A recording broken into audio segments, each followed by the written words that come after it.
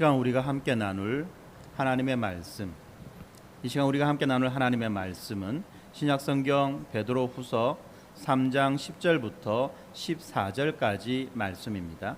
신약성경 베드로후서 3장 10절부터 14절까지 말씀. 다 찾으셨으면 우리 김효민 성도 앞으로 나와서 말씀 읽어주시겠습니다. 그러나 주의 날이 도둑같이 오리니 그날에는 하늘이 큰 소리로 떠나가고 물질이 뜨거운 불에 풀어지고 땅과 그 중에 있는 모든 일이 드러나리로다. 이 모든 것이 이렇게 풀어지니리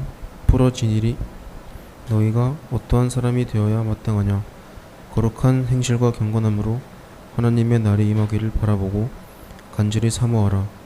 그날에 하늘이 불에 타서 풀어지고 물질이 뜨거운 불에 녹아지려니와 우리는 그의 약속대로 의가 있는 곳인 새하늘과 새 땅을 바라보도다. 그러므로 사랑하는 자들아, 너희가 이것을 바라보나니 주 앞에서 점도 없고 흠도 없이 평강 가운데서 나타나기를 힘쓰라. 아멘. 네, 오늘 우리에게 주신 이 말씀, 이 베드로후서 3장 10절부터 24절까지 말씀. 사실 이 말씀은요, 참 이 성경 가운데에서 우리가 보고 있는 이 말씀 가운데에서도 참 어렵고 난해한 그러한 부분입니다. 그리고 이 말씀을 가지고 많은 견해들이 등장하기도 합니다.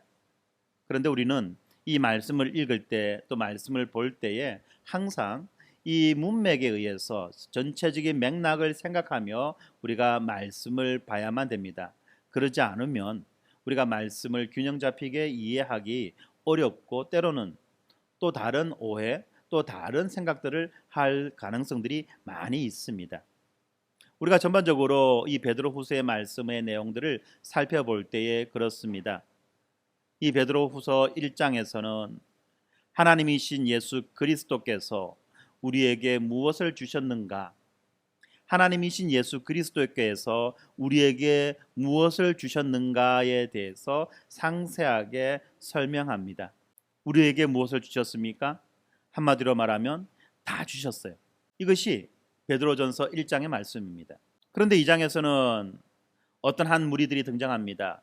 하나님이신 예수 그리스도께서 우리에게 다 주시지 않았다. 무언가 좀 빠진 것이 있고 모자라는 것이 있고 부족한 것이 있고 무언가 좀 아쉽고 섭섭한 것이 있다는 거죠. 그리고 그 아쉽고 섭섭한 것을 이제는 우리의 힘과 노력과 또 우리의 공로로 채워 나가야 된다라고 그렇게 말하고 있습니다. 그 베드로는 이러한 이야기들에 대해서 아주 단호하게, 아주 신랄하게 비난하고 비판하면서 교회로 하여금 이러한 거짓된 가르침에 속지 말 것을 그렇게 당부하고 있습니다. 아주 엄히 경고하고 있지요. 이 거짓 선생들은 지금 무엇을 이야기하느냐 하면 하나님에 대한 모든 것들을 다 부정하지는 않아요.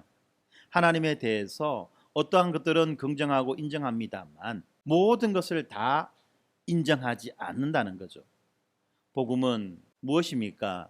우리의 힘과 우리의 노력과 우리의 의지와는 전혀 상관없이 하나님께서 우리를 위해서 모든 것을 다 이루어 주셨다라고 하는 것이 복음입니다. 이것이 왜 복음입니까? 이것은 우리 인간의 실존과 상관이 있어요. 우리는 어떻습니까? 우리는 우리 스스로가 모든 것을 무엇이든지 다 할 수 있다라고 그렇게 착각하고 그렇게 주장하고 그렇게 살아가지만 결과적으로 우리가 하는 것은 무엇입니까? 우리가 할 수 있는 것, 우리가 해놓은 것은 무엇입니까? 결국은 죄라는 것이고 결국은 모자라고 부족한 것이라는 거예요. 그래서 세상 사람들은, 아니 모든 사람들은 뭐라고 이야기합니까? 모자라고 부족한 그것이 인간의 특징 아니냐, 인간적인 것 아니냐라고 말합니다. 인간이니까, 사람이니까. 이 말 속에, 성도 여러분, 사람이니까 이 말 속에 어떤 것이 있습니까? 사람이니까 완벽하다, 사람이니까 모든 것이 다 된다, 이런 전제를 깔고 있습니까? 아니죠. 사람이니까 실수할 수 있고, 사람이니까 넘어질 수 있고, 사람이니까 잘못할 수 있고, 사람이니까 어떻게 될 수 있다라는 식의 이야기들을 하는 거예요.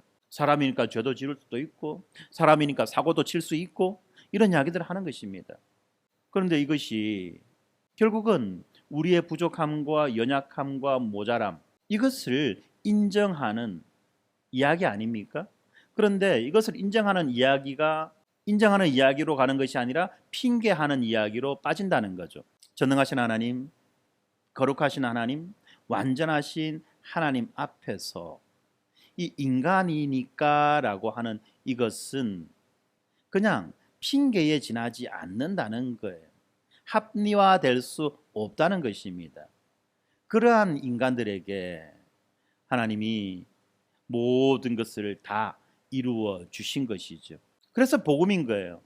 나의 내부에서 어떤 일이 만들어지고 작동되어서 외부로 드러나는 것이 아니라 나의 외부에서 객관적으로 하나님께서 이루시고 완성하시고 그것을 나에게 전가시켜 주시는, 나의 것으로 여겨 주시는, 바로 그것이 복음이라는 것을 우리가 알아야 되는 거죠. 바로 이 지점을 거짓 선지자들은, 거짓 사도들은 자꾸만 흔들고 있는 거예요. 그래서 우리로 하여금 무언가를 하라고 이야기하는 것입니다. 그런데 우리로 하여금 이 거짓 선생들이 무언가를 하라고, 다시 말하면 우리의 종교심을 자극하여서 무언가 이루어내라고 하는 것을 이야기하면 할수록 상대적으로 어떤 일이 생깁니까? 하나님의 완전하심, 하나님의 그 충만하심, 이것을 약화시키거나 부정시켜 버린다는 거예요. 바로 이것 때문에 이 복음의 완전함, 복음의 충만함, 이것이 부정되어지는 순간 또 이어져서 나타나는 현상이 무엇입니까? 교회의 순결함이 무너지는 거예요. 교회의 순결함이 무너지는 것입니다. 왜냐하면 하나님의 충만하시고 하나님의 완전하심이 무너지는 그 순간 이제부터 인간은 어떻습니까?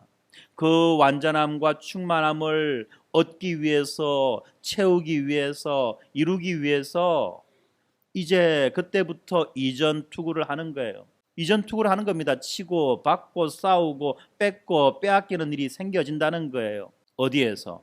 세상에서. 또 그리고 어디에서? 교회에서. 교회 안에서마저도 이런 일이 생겨진다는 거예요. 그렇게 되면 교회의 하나됨, 교회의 완전함, 교회의 순결함과 거룩함은 어떻게 됩니까? 그냥 댐이 터져버리고 말듯이 무너져 버린다는 겁니다. 이렇게 되는 순간 믿음은 없어져요. 참된 믿음은 없어지는 것입니다. 믿는다는 말은 있지만 믿음의 삶은 없어지고 믿음의 행위는 드러나지 않는다는 거예요. 그리고 그 믿음의 행위라고 하는 모든 것들이 다 무엇입니까? 종교심으로 가게 된다는 거예요. 이것이 얼마나 무시무시한 이야기입니까? 바로 이것 때문에 베드로 사도는 교회가 그렇게 살면 안 된다라고 이야기하고 교회를 지키고 보호하기 위해서 거짓 선지자들을 엄히 나무라고 있는 거예요. 그리고 난 다음에 이제 3절에 와서 다시 한 번 더 교회를 권면합니다. 특별히 뭐라고 부릅니까? 사랑하는 자들아, 사랑하는 자들아라고 교회를 부르며 교회를 권면하고 교회를 위로하고 다시 한 번 더 교회가 힘을 내어서 복음에 합당한 삶을 살아가도록 그렇게 말씀하고 있습니다. 그러나 또 한편으로 어떻습니까? 교회는 여전히 끊임없이 이 거짓 복음을 전하는 자들, 거짓 가르침을 전하는 자들을 경계해야만 하는 거죠. 그래서 베드로는 3장에 와서도 여전히 하나님의 심판에 대한 이야기를 하는 거예요. 왜요? 이 거짓 선생들은 이 하나님의 심판이 마치 영원히 오지 않을 것처럼 그렇게 여기며 살아가라고 말하고 있기 때문에 그렇다는 것입니다. 하나님의 심판이 오지 않을 것처럼 그렇게 살아가는 것은 어떤 삶입니까? 거꾸로 이야기하면 이 세상이 영원할 것처럼 그렇게 살아가는 거죠. 이 세상이 영원할 것처럼 살아가는 삶, 그 삶은 어떤 삶인가요? 이 세상의 모든 소망을 두고 이 세상의 것이 전부인 것처럼 이 세상에서 모든 것을 이루고 완성하려고, 이 세상에서 모든 것을 누리며 살아가려고 하는 그러한 삶의 태도가 나오게 되어지고, 그리고 이 세상을 바라보는 그 순간 인간은 자동적으로 스스로의 결핍과 부족과 연약함을 발견하게 되고 이것을 자기의 힘과 노력으로, 다시 말하면 약탈적인 이런 행위를 통해서 채워가려고 애를 쓰게 되는 것, 바로 이러한 일들이 일어난다는 것입니다. 바로 이러한 일들 때문에 베드로 사도는 무엇을 이야기합니까? 하나님의 심판의 그 날을 이야기하고 있어요. 사람들은 묻습니다. 다시 오신다라고 하신 예수 그리스도, 다시 오셔서 이 땅을 심판하시고 최종적인 그 구원을 완성하시겠다고 하셨던 그 예수 그리스도께서 왜 아직도 오고 계시지 않느냐라고 그렇게 말한다는 것입니다. 특별히 이 베드로 후서가 기록된 그 시대는 어느 시대입니까? 네로 황제의 그 극심한 박해를 앞두고 이미 그 극심한 박해가 시작된 그런 상황 속에서 일어나는 이야기라는 것입니다. 우리 하나님의 백성이 이토록 고통당하고 고난당하는데 왜 하나님은 우리를 돌보시지 않는 것이냐? 왜 예수 그리스도는 빨리 오셔서 우리를 구원해 주지 않으시느냐라는 그러한 이야기들을 한다는 거예요. 바로 그러한 이야기들 때문에 베드로는 이 하나님의 때와 인간의 때, 하루가 천년 같고 천년이 하루 같은 이것을 기억하라고 그렇게 말하고 있는 것입니다. 그러면서 이어서 오늘 우리의 본문 10절부터는 이야기합니다. 10절부터 하는 이야기는 어떤 이야기입니까? 심판은 반드시 온다는 거예요. 9절까지는 하나님의 때에 대한 이야기를 했습니다. 하나님의 때 두 가지가 있다고 했죠.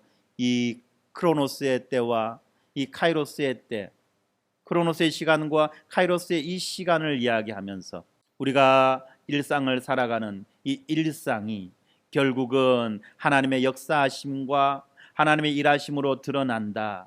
다시 말하면 우리가 어떻게 이 크로노스의 때를 살아내느냐에 따라서 우리의 카이로스가 어떠하냐가 드러나게 되어져 있다라고 그렇게 말했습니다.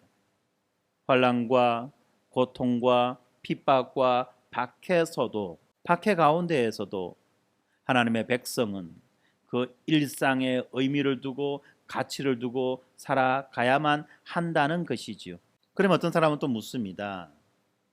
목사님, 심판이 곧 온다면서요. 그런데 왜 우리가 이 일상의 가치와 의미를 두고 살아야 됩니까? 그 이야기를 하는 거죠. 심판이 오면 끝나는 거 아닙니까? 우리가 왜 일상의 의미와 일상 가운데 의미와 가치를 두고 살아야 됩니까? 라고 하는 이 이야기를 한다는 것입니다.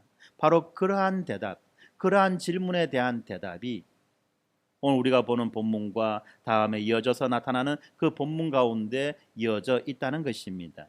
오늘 본문 10절부터 보면 심판은 반드시 있다라고 이 베드로 사도는 이야기합니다. 그러면서 이 심판의 날을 두 가지로 표현하고 있습니다. 10절에 보면 주의 날이다라고 표현하고 있어요. 그리고 12절에 보면 하나님의 날이다라고 표현합니다.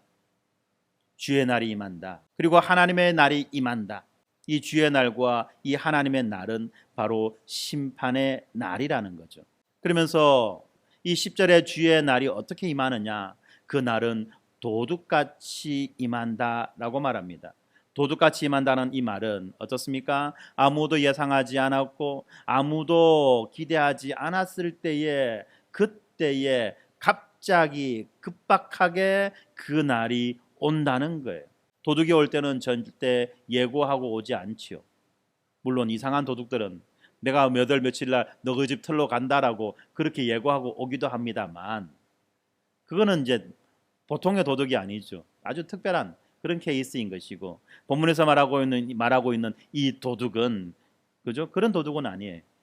말하지 않고 갑자기 들이닥치는, 그리고 전혀 올 것이라고 생각하지 않고 있던 그 무방비의 상태로 있을 때에 그때에 오는 바로 그 도둑을 이야기하는 거죠.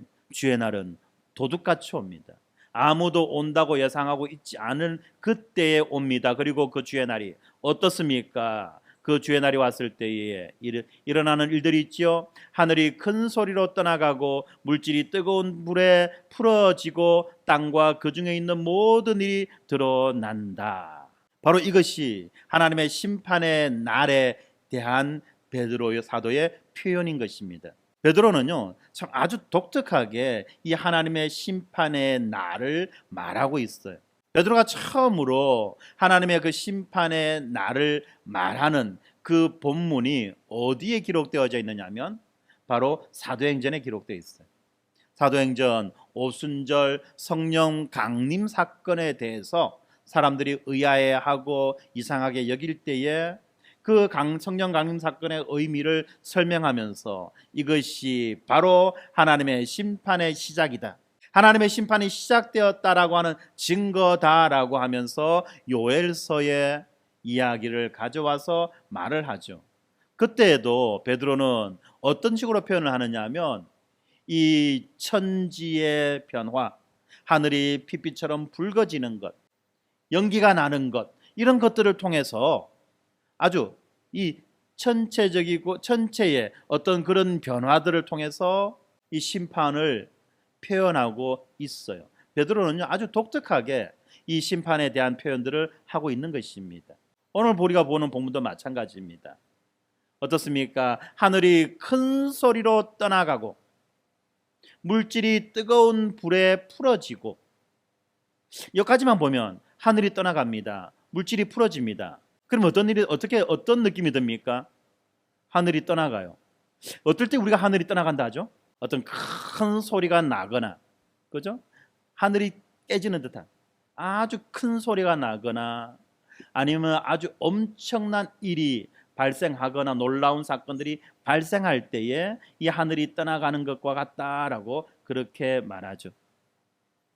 여기에서 하늘이 큰 소리로 떠나간다 할 때 이 큰 소리에 해당되는 원어는 윙윙거리는 아주 큰 소리, 꽝꽝거리는 아주 큰 소리를 말하는 거예요.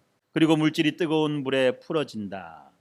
그러고 하니까 이제 물질이 풀어진다는 거. 물에 풀어지는 건 물에 풀어지는 것이지 불에 풀어지는 건 아니잖아요. 그죠? 불에는 타는 거죠. 그러니까 모든 물질이 다 해체되는 걸 이야기하는, 문자적으로 본다면. 네. 그러면 이제 남아있는 것이 있을까요? 없을까요? 남아있는 것은 없어요. 하늘이 다 쪼개지고 떠나가는 것은 아주 막 엄청난 대파괴, 어떤 이런 것들을 이제 우리가 의미할 수 있을 것 같고요. 그리고 물질이 뜨거운 불에 풀어졌다라고 하는 이 말은 모든 물질의 구조, 모든 물질의 분자들이 다 분해되어 없어진다는 그런 느낌을 갖고 있는 거예요.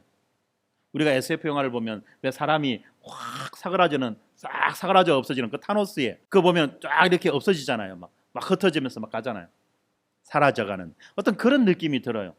물질이 뜨거운 불에 풀어진다라고 하는 이런 느낌 보면, 그럼 이제 끝났구나, 남아있는 거는 아무것도 없구나라는 생각이 드는데, 뒤에 보니까 어떻습니까? 땅과 그 중에 있는 모든 일이 드러나리라. 땅과 그 중에 있는 모든 일이 드러나리라. 땅도 없어져야 될 건데 땅은 남아있는 것 같아요. 그리고 일들도 없어져야 될 건데 모든 것들이 다 없어지고 사라졌습니다, 끝났습니다가 되어야 될 것 같은데, 뭐라고 말하느냐면 땅과 그 중에 있는 모든 일이 드러난다라고 그렇게 말하고 있죠. 다시 말하면 핵심을, 이야기의 중심을 어디에 두느냐에 따라서 이제 관점이 달라지겠죠. 앞부분 하늘이 큰 소리로 떠나가고 물질이 뜨거운 물에 풀어진다라는 데서 방점을 두면 세상은 끝났다, 세상의 종말이 와서 다 사라졌다가 되는 것인데, 뒤에 땅과 그 중에 있는 모든 일이 드러난다라고 하는 것에 방점을 두게 되면 어떻게 앞에 것을 볼 수 있느냐면, 지금 가려두고 있는, 꽁꽁 싸매고 있는 모든 사실들이 객관적으로 밖으로 다 튀어나오게 된다는 거죠.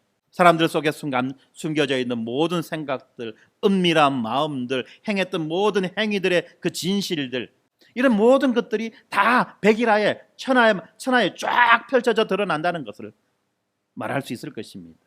그럼 저는 이렇게 본문을 볼 때에 어떻게 보여지느냐 하면, 사라진다는 것에 방점이 있는 것이 아니라 드러난다는 것에 방점이 있다라고 그렇게 여겨져요. 그러니까 이제 11절이 나오는 거죠. 이 모든 것이 이렇게 풀어지리니, 이 모든 것이 이렇게 풀어지는 것입니다. 풀어지리니 어떻게 됩니까? 너희가 어떤 사람이 되어야 마땅하냐?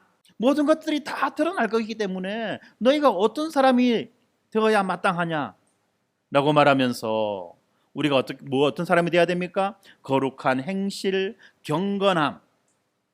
행실이 거룩한 자가 되어라, 경건한 자가 되어라 뿐만 아니라 12절에 보면 하나님의 날이 임하기를 바라보고 간절히 사모하는 자가 되어라 라고 말하는 거예요.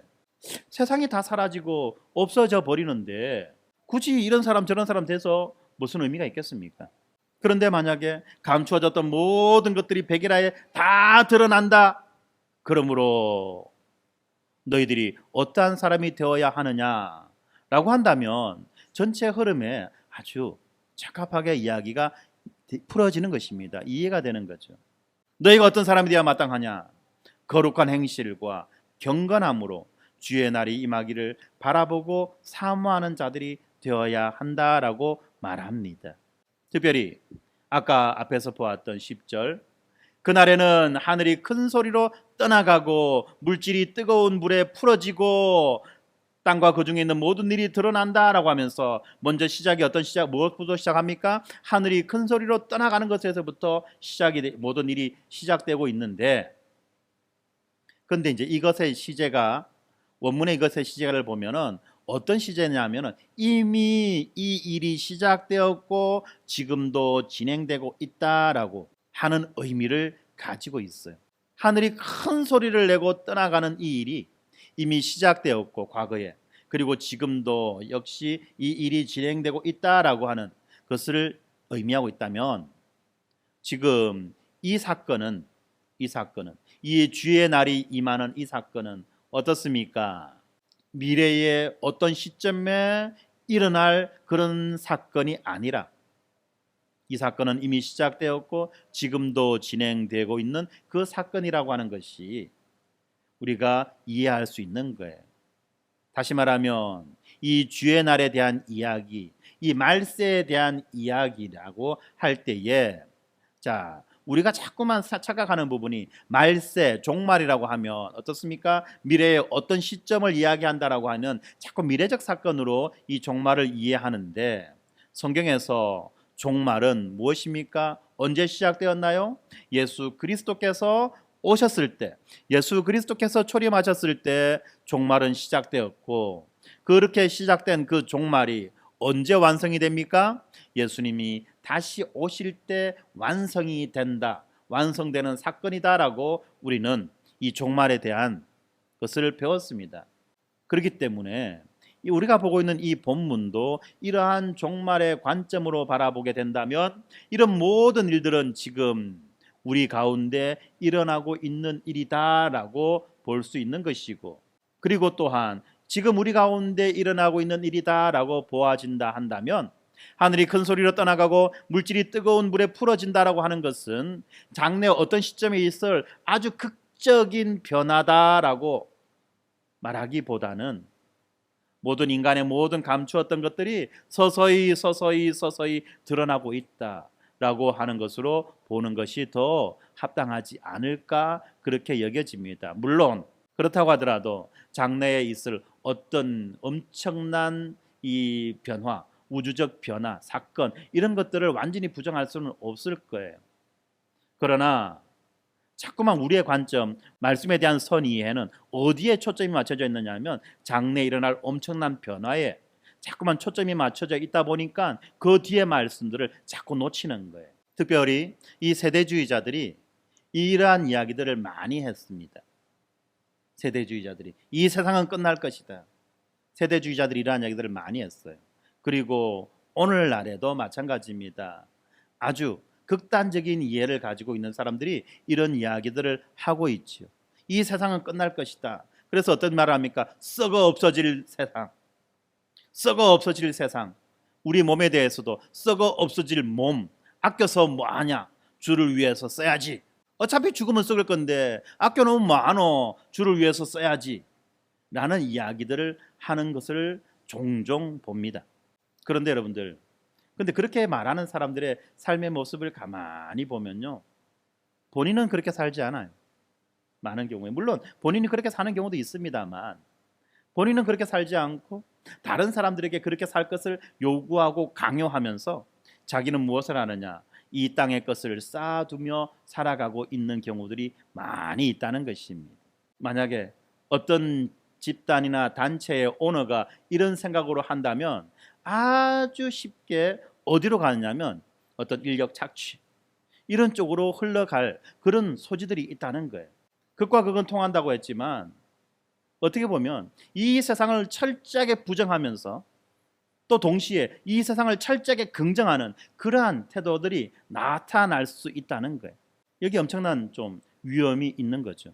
제가 조금 이따가 이제 이 시대와 다음 시대의 이 연속성과 불연속성에 대한 이야기들을 할 건데 우리가 이 지점을 놓쳐버리게 된다면 자꾸만 우리는 한쪽의 극단으로 치우쳐 버릴 수밖에 없게 된다는 것입니다.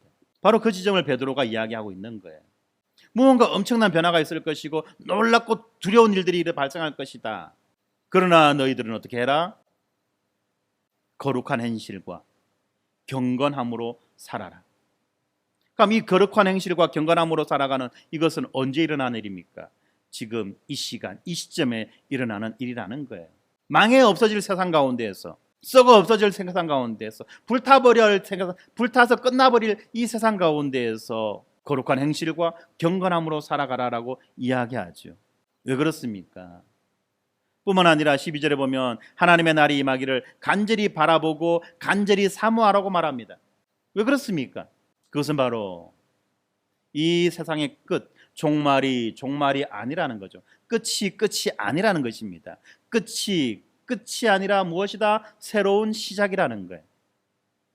끝이 아니라 새로운 시작이다. 그러므로 우리의 관심, 우리의 관점은 어디에 맞춰져라? 끝에 맞춰라? 시작에 맞춰라? 끝이 아닌 시작에 맞추라는 거예요. 그렇게 할 때에 이 종말이 우리에게 있어서는 더 이상 두려움으로 다가오지 않는다는 거예요.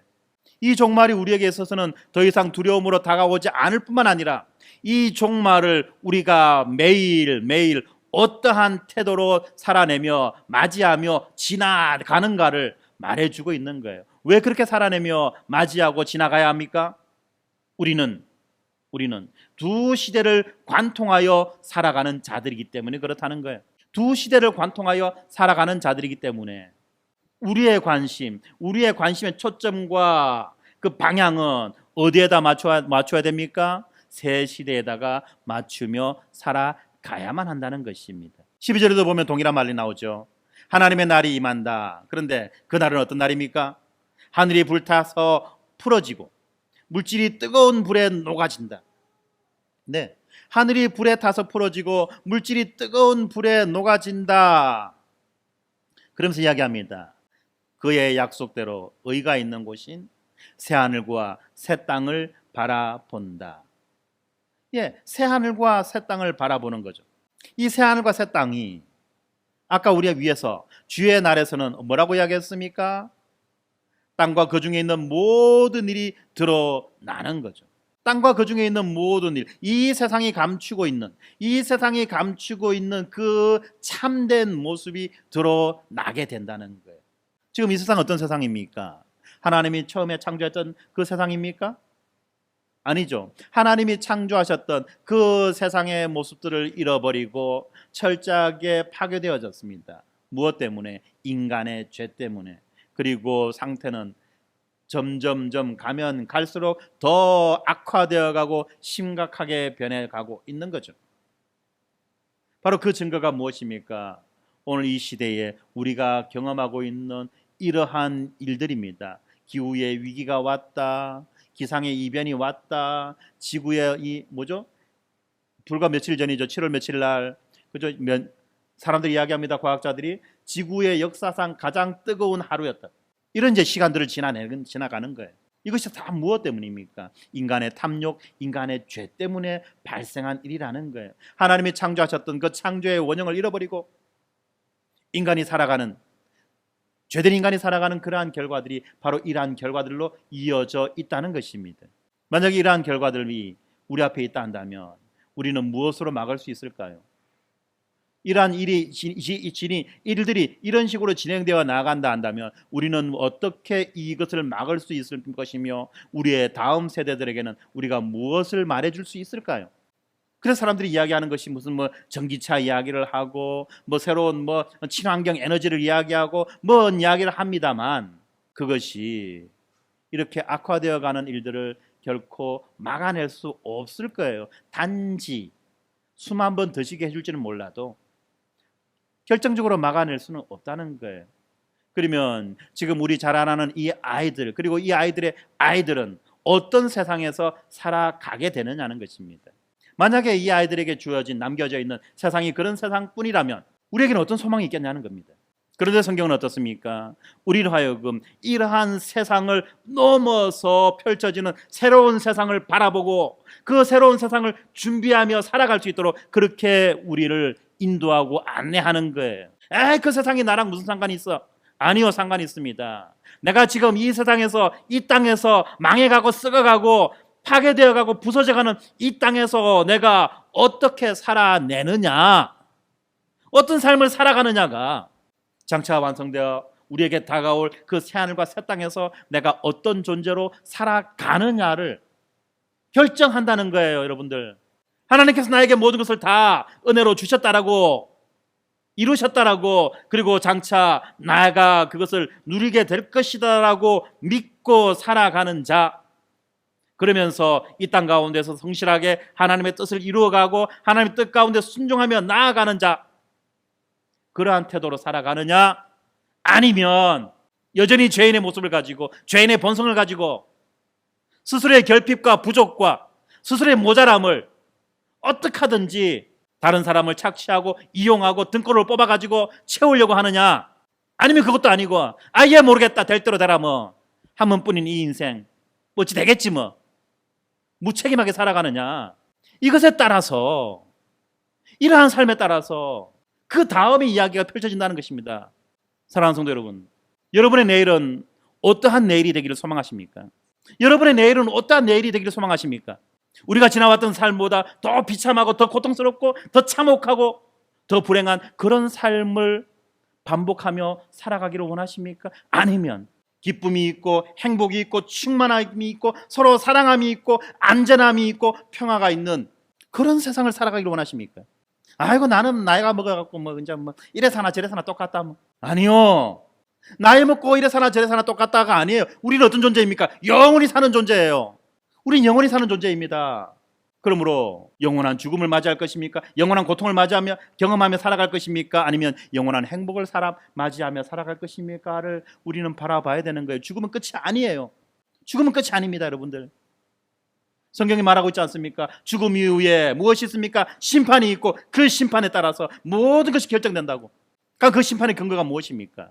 그 심판의 근거는 바로 우리가 하나님의 약속을 믿고 살아가느냐 그렇지 않느냐는 거예요.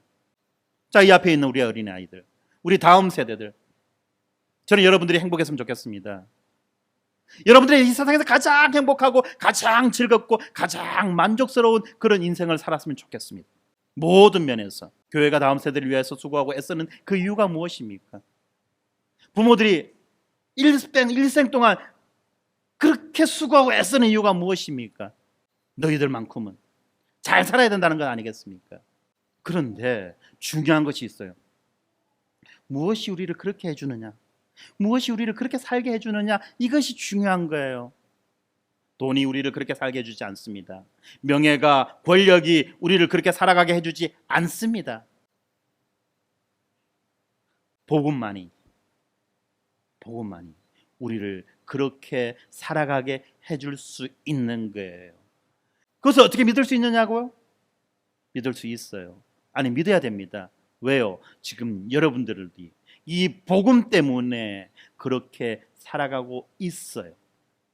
이 복음이 없다면, 이 복음이 없었다면 여러분들은 지금과는 또 다른 그런 삶을 살 수밖에 없었을 것입니다. 사랑하는 성도 여러분, 세상의 종말은 옵니다. 하나님의 그 무서운 심판은 있을 것입니다. 그리고 그 심판의 날에 그야말로 노아의 홍수는 비교도 안 될 만큼의 어떠한 엄청난 변화는 있을 것입니다. 노아의 홍수 때 얼마나 엄청난 변화가 있었습니까? 그냥 단순히 하늘에서 물이 내려오고 땅에서 물이 솟아났다 이 정도가 아니잖아요.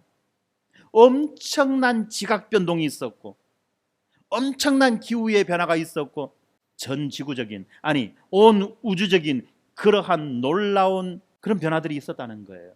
그런데 예수 그리스도께서 다시 오셔서 우리를 심판하시는 그 심판의 그날은 노아의 홍수 때와는 비교가 되지 않을 만큼의 또 다른 엄청난 변화가 있을 것입니다. 그러나 중요한 것은 무엇입니까? 복음을 믿는 자들, 복음을 믿고 하나님의 백성이 된 자들은 하나님께서 노아와 그의 가족들을 방주 안에 두시고 안전하게 그들을 지키셨듯이 복음을 믿는 하나님의 백성들은 마찬가지로 여전히 그러한 엄청난 놀라운 그러한 변화 가운데에서도 우리들을 안전하게 지키실 것이며 뿐만 아니라 새하늘과 새 땅 가운데로 우리를 인도해 드리신다는 것, 이것을 우리는 분명히 알아야만 합니다. 그리고 하나 더, 이 새하늘과 새 땅 가운데에서의 우리의 삶의 양식, 우리의 삶의 방식은 어떨까요? 가장 기본적인 원리들은 아마 지금의 우리의 삶과 대동소이할 것입니다.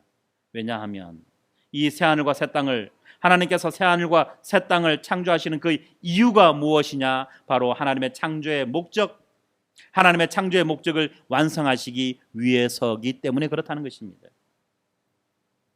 하나님의 창조의 목적이 가장 선명하고 극적으로 드러난 장소가 바로 에덴 동산이었죠. 이 에덴 동산에서의 그러한 삶 이상의 삶이 우리에게 펼쳐진다는 거예요. 우리는 그곳에서, 그 새하늘과 새 땅에서 좋아하는 과일들을 마음껏 먹으며 내가 좋아하는 행복한 일들을 마음껏 하며 그렇게 살아갈 수 있을 것입니다. 우리 호영이는 그곳에서 마음껏 축구를 하며 살아갈 수 있을 것이고, 우리 지민이는 그곳에서 마음껏 그림을 그리며 살아갈 수 있을 것이고, 우리 효민이는 그곳에서 아름다운 실내 디자인을 하면서 그렇게 살아갈 수 있는 거예요. 이것이 먹고 살기 위한 생존의 수단이 아니라 이것이 남을 돕고 섬기며 하나님의 영광을 드러내는 기쁨의 일로서 그렇게 감당할 수 있게 된다는 것입니다. 사랑하는 성도 여러분, 바로 그것 때문에 우리가 꿈을 가져야만 합니다. 어떤 꿈을 가져야 됩니까? 단지 이 세상에서 무엇을 먹고 살 거냐라고 하는 그런 관점에서의 꿈이 아니라 내가 어떤 방식으로 어떻게 하나님의 영광을 드러내며 살아갈 것이냐, 내가 어떤 방식으로 어떻게 다른 이들을 돕고 섬기며 그렇게 살아갈 것이냐, 내가 정말 내 마음속 깊숙한 곳에서부터 평생에도 지겹지 않고 지치지 않을 그런 일을 하며 살아갈 것인가에 대해서 여러분들은 생각하고 꿈을 가져야만 하는 것입니다. 왜냐하면 그렇게 여러분들이 이 땅에서 그런 꿈을 꾸며 그런 꿈을 위해서 수고하고 애쓰며 노력하는 모든 것들이 장차 펼쳐질 그 새하늘과 새 땅 가운데에서 우리에게 현실로 드러나는 것입니다. 얼마나 멋져요. 얼마나 아름다워요. 바로 그것 때문에 베드로가 이야기하는 것입니다. 감추어졌던 모든 것이 드러난다. 어떻게 살아라? 거룩한 행실과 경건함으로 살아가라. 그리고 마지막 14절에 이렇게 말하죠. 그러므로 사랑하는 자들아, 너희가 이것을 바라보나니 주 앞에서 점도 없고 흠도 없이 평강 가운데에서 나타나기를 힘써라. 위에서 말했던 거룩한 행실과 경건함을 또 여기에서는 무엇라고 반복해서 이야기하느냐? 점도 없고 흠도 없이 평강 가운데에서 나타나기를 힘쓰라라고 그렇게 말하고 있습니다. 점도 없고 흠도 없이. 그러고 보니까 우리가 2장에서 베드로가 저들은 점이요 저들은 흠이다라고 했던 그 말씀이 기억나야 돼요. 누가 점이었고 누가 흠이었습니까? 거짓 선생들이 바로 점이었고 흠이었어요. 전체를 망하게 하고 전체를 부패하게 하고 전체를 썩게 하는. 근데 사실 이 점도 없다 흠도 없다는 이 말은 어디에서 나오는 말이냐면 구약에서 나오는 말인데, 특별히 하나님 앞에 제사를 드릴 때에 바쳐지는 그 제물들을 점이 있거나 흠이 있는 제물들로 바치면 안 돼요. 그래서 제사장들은 사람들이 재물을 가져왔을 때 이 재물이 하나님께 바쳐질 만한 것인지 그렇지 않은지를 검사했어요. 다시 말하면 점이 있는지 흠이 있는지를 검사했던 것입니다. 이렇게 점도 없고 흠도 없다는 이 말은 어떻게 보면 또 다른 의미로서 보면 하나님께 드리기에, 하나님께 바쳐지기에 합당한, 하나님의 소유로 하나님의 것으로 인정되기에 합당한 그런 삶을 말하는 것입니다. 뿐만 아니라 또 누가 점도 없고 흠도 없어야 되나요? 제사장이 점도 없고 흠도 없어야 되는 거예요. 다시 말하면 이 땅 가운데에서 점도 없고 흠도 없는 사람은 어떤 사람입니까? 하나님에게 온전히 바쳐진 사람. 뿐만 아니라 하나님의 제사장으로서 이 땅 가운데에서 하나님의 뜻을 전하며 살아가야 되는 그러한 삶을 이야기하는 거죠. 그 삶은 거짓 선생들과는 완전히 다른 삶인 거예요. 하나님에게 속하여 하나님 앞에 순종하며 살아가는 자들이죠. 자, 그렇게 될 때 그런 사람들이 어디 가운데 살아갑니까? 평안 가운데 살아가는 거예요. 평안 가운데. 평안이 무엇입니까? 바로 이 평안은 하나님이 인도하실 때 순종하는 자들, 그 순종하는 자들이 누리는 것이 바로 이 평안 아닙니까? 하나님이 우리를 인도하시는 목적이 바로 평안이에요. 바로 하나님께 순종하는 자들, 그러한 자들이 평안을 누리며 살아가는 것입니다. 어떤 시대 가운데 네로 황제의 그 심각하고 엄청난 박해 가운데에서도 결코 평안할 수 없는 그런 상황 한가운데에서도 장차 심판의 날이 천지가 개벽하고 엄청난 변화들, 엄청난 일들이 발생하는 그러한 사건들 가운데에서도 하나님의 인도하심을 받는 자들, 그 인도하심에 순종하며 나아가는 자들은 평안을 누린다는 것입니다. 사랑하는 성도 여러분, 우리는 그야말로 광야 같은 세상을 지나가는 자들입니다. 우리는 그야말로 내일 일을 알 수 없는 그러한 위기 가운데 살아가는 자들입니다. 이러한 우리가 단지 우리 눈앞에 있는 그 위기와 우리 눈앞에 있는 그 위험과 우리 눈앞에 있는 그 현실들에만 우리의 관심의 초점을 맞추게 될 때 우리는 새하늘과 새 땅에 향한 그 소망을 잃어버리게 될 것이고 우리는 이 세상의 급류에 떠밀려 살아가는 자들이 되고 맙니다. 그러나 우리의 관심의 초점, 우리의 시선을 새하늘과 새 땅에 맞추고 지금 우리가 이 땅에 살아가는 이 삶의 현실, 이 일상의 새 시간들이 바로 그 영원한 그 새하늘과 새 땅의 그곳과 연결되어져 가는 유일한 통로라는 것을 우리가 기억하고 어떻게 이 땅을 살아갈 것이냐, 어떻게 우리의 시간을 살아낼 것이냐, 우리는 늘 이것을 생각하면서 하루의 하루를 의미 있고 가치 있는 자들, 성실함으로 채워가는 자들, 보람으로 채워가는 자들이 되었으면 좋겠습니다. 바로 새하늘과 새 땅을 향한 꿈과 소망과 기대를 가지고 오늘 우리가 살아갈 때 우리의 이 크로노스의 시간은 하나님의 그 카이로스의 시간으로 드러나게 되는 것입니다. 여러분 모두가 이런 꿈을 가지고 소망과 비전을 가지고, 이건 나이와 상관없어요. 이거는 건강과 상관없어요. 나의 지금 현재적인 상황과 아무 상관이 없어요. 바로 그것을 생각하면서 우리가 어떻게 그 새하늘과 새 땅 가운데 살아갈 것인가를 기대하고 소망하는 우리 모두가 되었으면 좋겠습니다. 기도합시다. 거룩하신 아버지 하나님, 감사합니다. 이 시간 우리가 말씀을 통해서 거짓 선지자들은 없다, 오지 않는다라고 말하는 하나님의 그 심판의 날이 베드로 사도는 분명히 있으며 반드시 올 것이며 갑작스럽게 올 것이다라고 그렇게 말씀하시는 것을 살펴보았습니다. 사랑하는 아버지 하나님, 이 시간 우리에게 믿음을 더하여 주시고 또한 지혜를 더하여 주셔서 우리의 시선, 우리의 모든 관심이 우리 앞에 펼쳐질 그 심판의 시대, 그 심판의 시간에 맞춰지는 것이 아니라 그 심판 이후에 새롭게 우리 가운데 펼쳐져 나올 그 새하늘과 새 땅, 그 하나님의 나라, 완성된 그 하나님의 나라를 향한 그 소망으로 우리의 일상을 살아낼 수 있도록 하나님 은혜 내려 주시옵소서. 하나님의 나라를 향한 그 새하늘과 새 땅을 향한 그 기대를 가지고 우리의 일상에 여러 가지 많은 어려움과 힘듦을 이겨내게 하시고 고통스러운 일상을 견뎌낼 수 있도록 하나님 은혜 내려 주시옵소서. 장래를 향한 그리고 새로운 세상을 향한 그 꿈과 비전을 우리 모두가 품게 하시고 가지게 하여 주셔서 힘있게 보람있게 오늘 이 시간을 성실함으로 채워나가는 흠도 없이 점도 없이 하나님께 온전히 바쳐지는 그런 시간들로 채워나갈 수 있는 우리 모두가 되게 하여 주시옵소서. 감사합니다. 예수님 이름으로 기도드렸습니다. 아멘.